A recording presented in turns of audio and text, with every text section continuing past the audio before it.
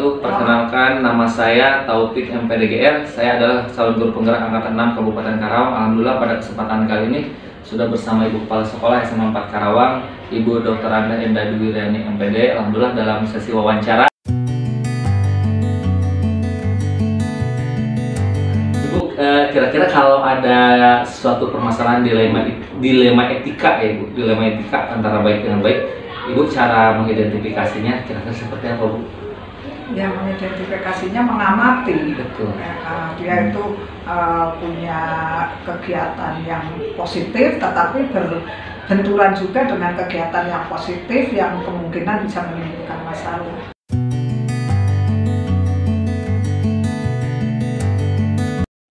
Bukan kasus berat ya, karena beliau itu kan punya putra putri yang udah sekolah dan tidak punya pengasuh, sehingga ketika jam sekolah pulang, kalau pagi-pagi nggak masalah, sebelum mengajar beliau mengantar beliau sekolah. Tapi ketika jam mengajar di jam kerja, karena putra putrinya bertingkat, ada yang SD 2 orang, ada yang SMP. Kalau yang SMP siang pulangnya, udah kadang nggak dijemput, tapi yang SD kan masih butuh dijemput. Nah, di jam kerja dia izin untuk menjemput putranya. Ya, mengajar itu ya hal yang positif, memang tugas utama. Menjemput putranya dalam melindungi keamanan putranya, kenyamanan putranya, itu juga hal yang positif ya. Sehingga ya saya tidak bisa melarang, cuma saya berpesan kelas jangan diterlantarkan.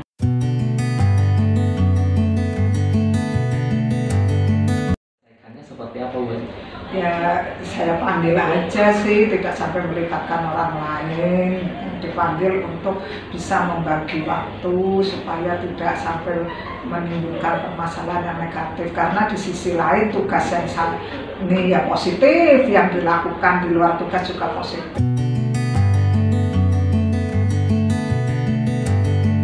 Biasanya beliau memanfaatkan waktu, diterangkan dulu, anak dikasih tugas, kemudian ditinggal menjemput, segera kembali lagi. Kebetulan SD-nya juga nggak jauh dari sekolah, sehingga tidak makan waktu banyak gitu. Ya karena itu dua-duanya positif, saya tidak bisa melarang. Nggak mungkin seorang ibu meninggalkan putranya yang masih SD tidak dijemput, tapi yang memang tidak makan waktu banyak.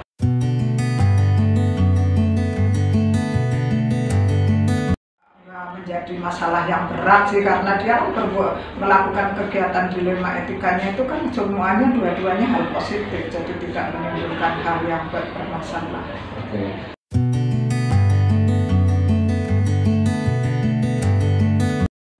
Kira-kira suka ada jadwalnya, jadwal untuk menyelesaikan masalah, maksudnya timeline-nya kira-kira harus selesai berapa hari kalau itu ditemukan kasus? Enggak, itu enggak menjadi masalah yang berat sih, karena dia melakukan kegiatan dilema etikanya itu kan semuanya dua-duanya hal positif, jadi tidak menimbulkan hal yang bermasalah. Oke. Tadi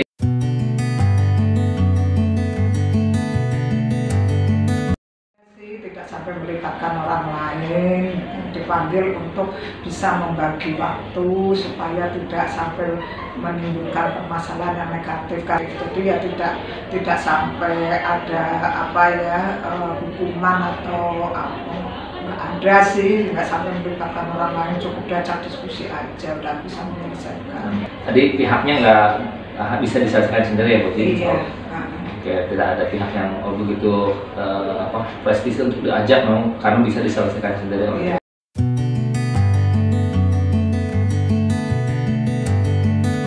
Kira-kira apa sih pembelajaran selanjutnya untuk Bu Haji jika menemukan kasus seperti itu? Ya itu tadi cukup saya panggil, kemudian untuk dua-duanya dijalankan dengan baik ya, supaya tidak menimbulkan kelanjutan yang bersifat negatif. Oke, itu sangat luar biasa kasusnya atau problematika dilema etika baik versus baik ternyata bisa diselesaikan juga oleh Bu Haji sebagai kepala sekolah ya. Mudah-mudahan pengalaman yang dibagikan untuk kita bisa menjadi pembelajaran buat kita ke depan, terutama dalam mengambil keputusan terkait dengan dilema etika yang muncul di lingkungan tempat kita mengajar. Terima kasih, saya Taufik dari CGP Angkatan 6 Kabupaten Karawang bersama Ibu Kepala Sekolah SMA 4 Karawang, Ibu Dr. Endah Dwi Riani, MPD. Ditutup oleh taufiq wal hidayah. Assalamualaikum warahmatullahi wabarakatuh.